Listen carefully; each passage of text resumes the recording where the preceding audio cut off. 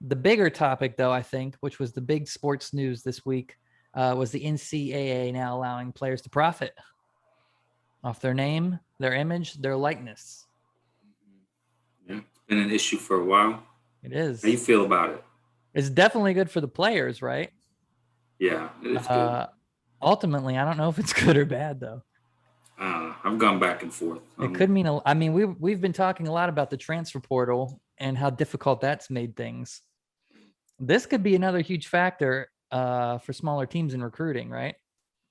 I used to think I used to think like that, like it could make the gap larger between the big schools that are always good and the smaller schools. But then the gap's already really large right now. Yeah.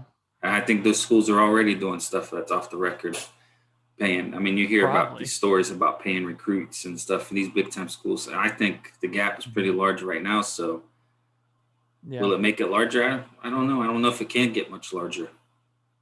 Maybe it'll have the opposite effect and it'll make it more competitive for these other schools. Because if these schools can get a deal with someone, it's another recruiting tool. You can say to our players, well, we got a deal with this company. And if you come here, that's part of it, right? You make money from that. And we have these, it just creates, it's a lot of new stuff. And I think the first couple of years, it's going to be wild.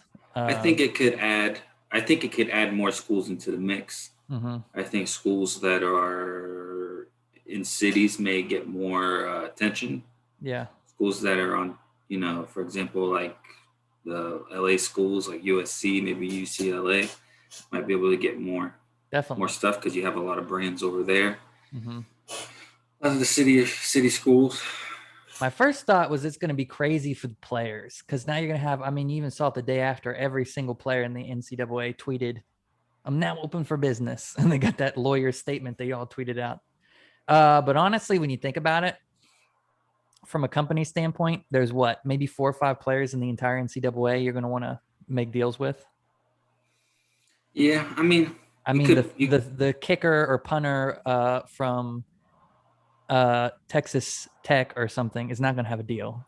No, but you'll have those big deals where those people will make a ton of money. But I think the best player for all like a Power 5 school, those college towns, they will get a bunch of local deals. Yeah, you'll definitely have your local deals, but your big bucks, I think, will only be reserved for maybe 4 or 5 players in the entire league. Your Heisman candidates. But I don't know. I mean, like I said, the interesting part for me, if this is going to play into recruiting at all. Be interesting. I think it will. Yeah. Will it favor West Virginia? I don't know. It might be a bad thing for West Virginia. I don't know. It's like I said, is it going to, like you said, the gap's pretty wide, like for teams like Alabama and Clemson. But maybe it'll balance in the opposite direction.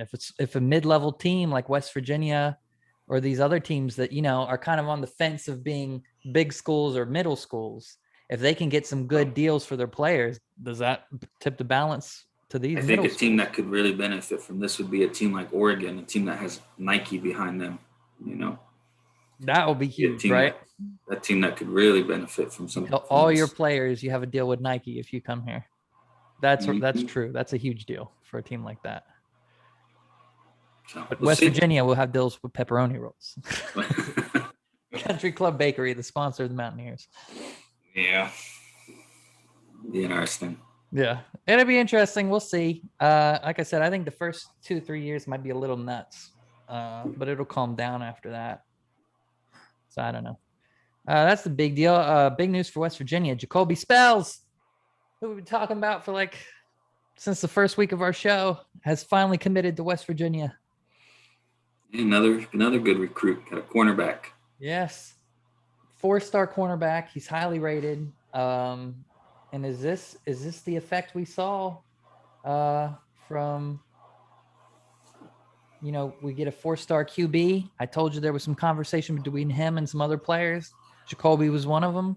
Well, it probably wasn't the determining factor, but it definitely was a factor. It's got to help. Definitely. I mean, you see a team going in the right direction, it makes you lean that way. It's good.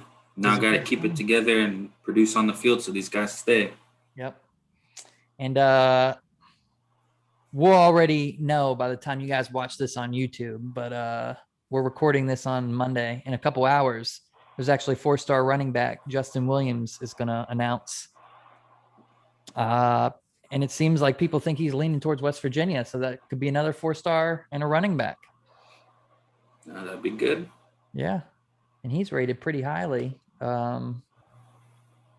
He's rated top 15 in the country in his position,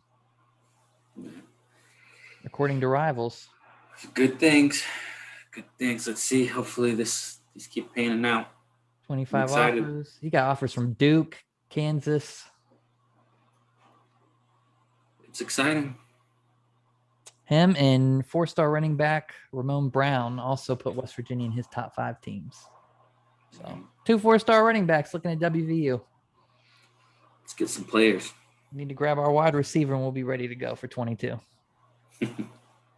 It's exciting. West Virginia fans, put a like, comment, let us know what you think. We know you guys are here now. We know you guys are here and ready for some football. I have that same coffee cup.